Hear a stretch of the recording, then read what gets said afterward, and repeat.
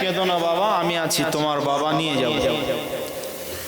খুব বড্ড অভাব, তিনটে ছিল, একটা আল্লাহ নিয়ে নিয়েছে, মাত্র দুটো আছে, আমি খুঁজছি এরকম পাওয়া যায় কিনা। তো যখন পেয়েছি, বাপ যদি না থাকে, মা যদি না থাকে, আমি নিয়ে যাবো, তুমি কেঁদো না। আচ্ছা, কোথায়? ব্যাংকের কাছে থাকছে, রুকমউদ্দিনের মেয়ে, ওনার বাড়ির লোক, বাচ্চাটাকে ব্যাংকের সামনে রাখা হলো, আপনি ওখান থেকে নিয়ে নিন। যাও বাবা, কেঁদো না, যাও, পেয়ে যাবে। এ বাবা, তোরা হারিয়ে গেছিস নাকি? বলছিলাম কি কথা, তা ভেড়াটা যখন ওই বাঘটা যখন ধরেছে, তখন ওই ভেড়া ভেবেই ধরে, ভাবছে তো ভেড়া নয়, আমার গায়ে যেমন চাকা চাকা দাগ, এর গায়ে চাকা চাকা দাগ, আমার মুখে যেমন বড় বড় লোম, এর মুখে বড় বড় লোম, আমার হাতে যেমন বড় থাবা, এর হাতেও বড় থাবা। তখন ভাবছে এটা হলো কি, ধরলাম তো ধরলাম, আমার তো স্বজাতি মনে হচ্ছে। তখন চেক করার জন্য বলছে,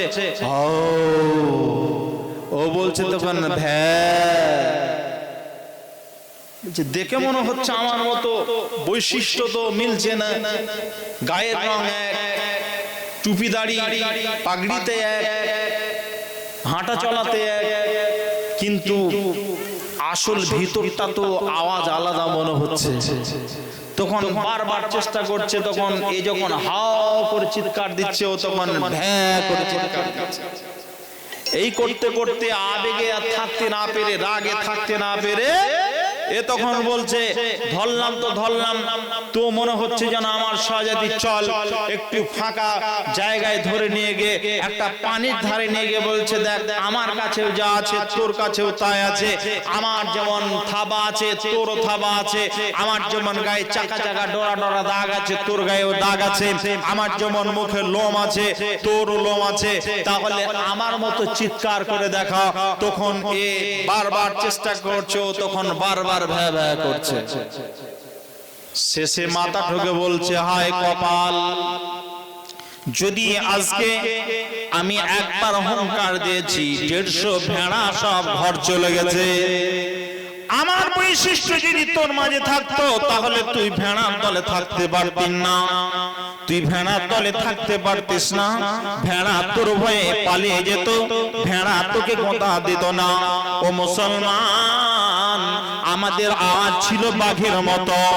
একজন ওমরে ফারুক রাদিয়াল্লাহু তাআলা আনহুকে বিশ্বনবী কেঁদে কেঁদে বলছেন, ওমর রে, আজকে তাবুক, আজকে মুতার প্রান্তরে এসেছি রে ওমর, এই মুতার প্রান্তরে আজকে আমার বড় ভয় হচ্ছে।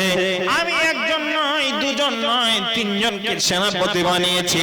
এক নম্বর যায়েদ বিন হারেসাকে বানিয়েছি, দুই নম্বর আমার চাচাতো ভাই জাফর বিন আবু তালেবকে আমি পাঠিয়ে আমি নিযুক্ত করেছি সেনাপতি হিসাবে।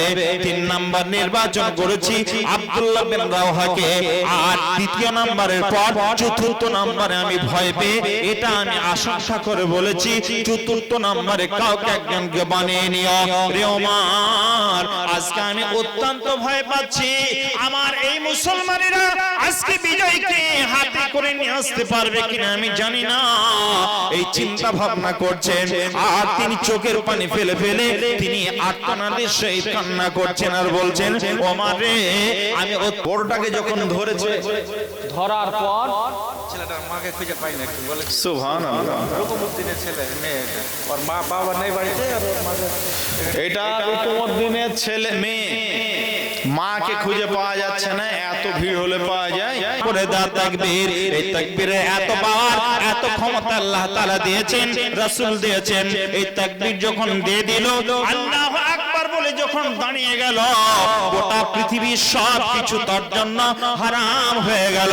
এখন তার কানেকশন পিতার সঙ্গে নেই, তার কানেকশন তার ভাইয়ের সঙ্গে নেই, এখন তার কানেকশন তার নিজের সন্তানের কথা সে ভাববে না, এখন তার স্ত্রীর কথা সে ভাববে না।